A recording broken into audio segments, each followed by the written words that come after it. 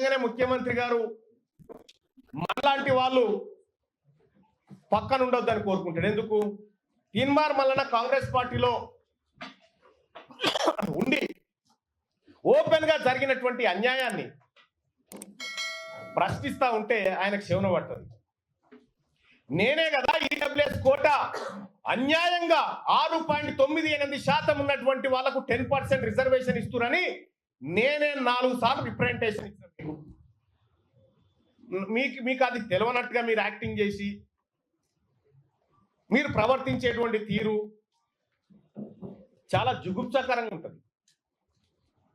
మీకు తెలియదా EWS quota ఎట్లా ఇంప్లిమెంట్ చేస్తున్నారో? ఇలా 100% ఉన్నటువంటి బీసీలకు 27% రిజర్వేషన్, 10% లేనటువంటి అగ్రవర్ణాలకు 10% రిజర్వేషన్.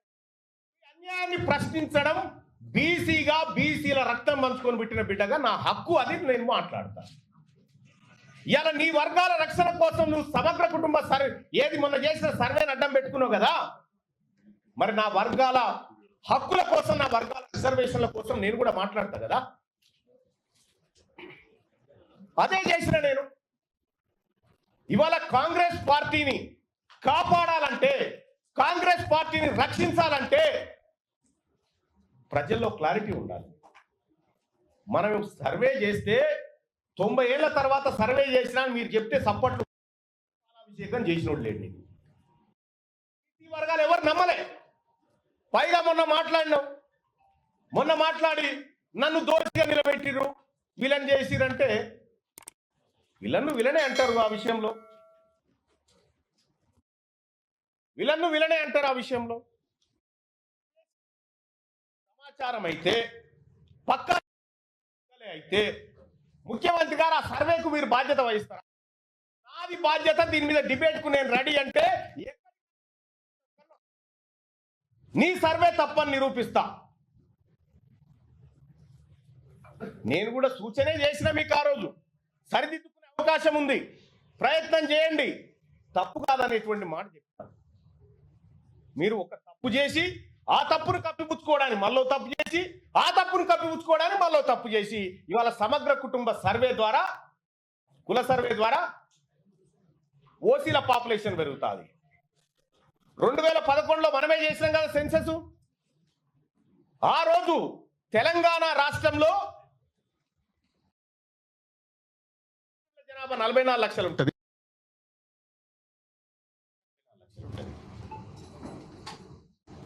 ఇది ఎట్లా సాధ్యం? ముస్లింలు ఎవరు పిల్లలు? మధ్యలో సమగ్ర కుటుంబ సర్వే వదిలేద్దాం, కేసీఆర్ చేసింది. మన సర్వే ఎక్కడ పొందడం లేదు కదా. మరి అటువంటిప్పుడు ముఖ్యమంత్రి గారు, మీరు బాధ్యతాయుతమైనటువంటి పదవిలో ఉన్నారు, ఈ బీసీలకు న్యాయం జరిగే విషయంలో ఏమైనా పొరపాట్లు జరిగితే మళ్ళీ సరిదిద్దుకోండి అని చెప్పి సూచన చేస్తా ఉన్నాము. మళ్ళీ సరిదిద్దుకుంటే తప్పేమీ కాదు. ఇవాళ తీన్మార్ మల్లన్న సర్వేని వ్యతిరేకించిందంటే నేను కాంగ్రెస్ పార్టీలో చేరడానికి ఒకే ఒక్క కారణం అని చేరేటప్పుడు కూడా చెప్పినా, మా కళలను లెక్క పెడతా అంటుండు, క్యాన్సర్ చేస్తా ఉంటుండు, మాకు 42% రిజర్వేషన్ ఇస్తా అంటుండు రాహుల్ గాంధీ గారు అని చేరినాం. ఆయన ఆలోచన మేరకు, రేవంత్ రెడ్డి గారి పిలుపు మేరకు కాదు కదా నేను చేరింది, ఆయన ఆలోచన మేరకు చేరినాం. అదే నాయకుడు రాహుల్, ఓ బీసీ నాయకులారా, బీసీ ఎంపీలారా, మీకు అన్యాయం జరుగుతుంటే మీరు మాట్లాడరా అని చెప్పిండు. మరి ఆయన చెప్పిందే నేను చేస్తా ఉన్నా,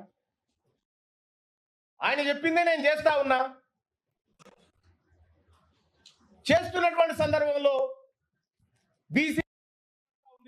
బీసీలందరూ ఐక్యం చేస్తా ఉన్నారు. దీన్ని ఎట్లయినా అణచివేయాలనేటువంటి ఒక కార్యక్రమం చేస్తా ఉన్నారు. ఈ చరిత్ర ఇటువంటి వాళ్ళని కొన్ని వందల మందిని చూసింది ఈ గడ్డ, ఈ నేల. అందరం ఎల్లకాలం భూమి మీద బతకడానికి రాలే. ఇవాళ మనం ఒక పని చేస్తే తరతరాలు గుర్తుండాలి. గా బీపీ మండల్ గారు చేసిన పని, గా జయశంకర్ సార్ చేసిన పని, వాళ్ళు చేసిన పని తరతరాలు గుర్తుంటది. ఇప్పుడు మీరు పని చేస్తే మీ మంత్రులకే మీ పేరు యాదకొస్తలేదా?